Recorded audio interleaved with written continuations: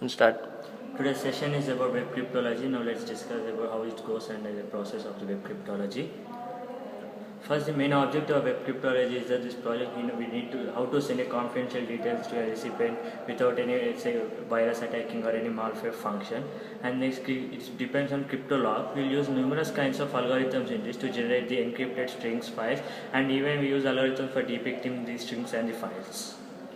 And next, the main intro of this introduction of the project is that the data that has been open proposed earlier will be secure using the web technology by using HTTPS enabled. In the defined system, the data will be accessed through the authorized person, and then the system it provides security to the data store in the database. The security that is provided by the system is throughout the server, and the database is by disabling the cookies. And the problem in identification is that in the existing system we have some problems. There are some benefits in the proposed system and the existing system, and let us discuss some problems in the existing system. In the existing system, the data will be secure through the network because data transmission is done in encrypted format. And next, the data will not be accessed through the authorized person. And one more drawback we have in the existing system is that the system does not provide security to the data store in database, and also the security is not provided throughout the server and database here.